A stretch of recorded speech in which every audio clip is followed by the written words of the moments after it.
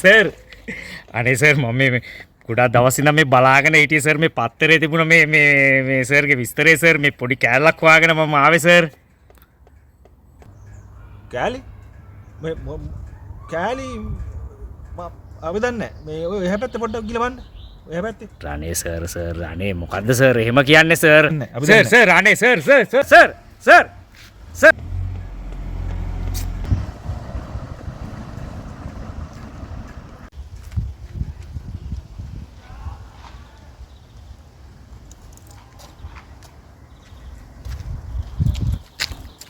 Sir අනේ sir මේ සර්ලාගේ මේ පත්තරේ ඇඩ් එකක් දාලා තිබුණා සර් මම මේ කෑල්ලක් බලාගෙන සර් හිටියේ සර් හම්බෙනකන් හිටියේ සර් මගේ පුංචි කාලේ ඉඳන්ම තිබිච්ච ලොකු ආසාවක් සර් ඇත්තටම මොකද්ද ඔය කෑල්ලක් කියන්නේ මට හරියට පැහැදිලි මට.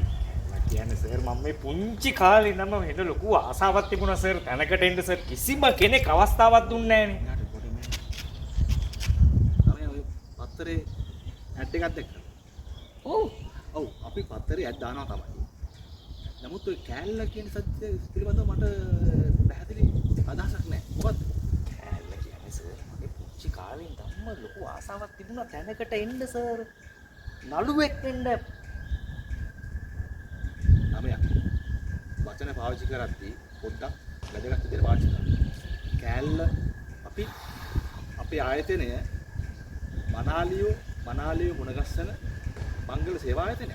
වැදගත් ආයතනය. මේ මංගලසේ අයියෝ මට පෙන්වන්න බැරිම මොකද්ද සර් මංගල එකක් නෙමෙයි මට මේ රඟපාන ආසාවක් තිබේ පුංචි කාලේ ඉඳන් මගේ හිතේ මාරම ආසාවක් තිබේ ආසාව ඉෂ්ට කරලා දුන්නේ නැහැ කිසිම කෙනෙක් මම මේ ලොකු බලාපොරොත්තු ගියා මොනවද මේ කියන්නේ රඟපාන්න දැන් මහත්තරන රඟපාන්නද රඟපාන්නනේ මං ආවේ හරි දැන් මට තේරුණා රඟපාන්න නම් අර DT ෆිල්ම්ස් අර එහා පැත්තේ තියෙන්නේ ඔව් අර හන්දිය එහා පැත්තේ ඒකට යන්න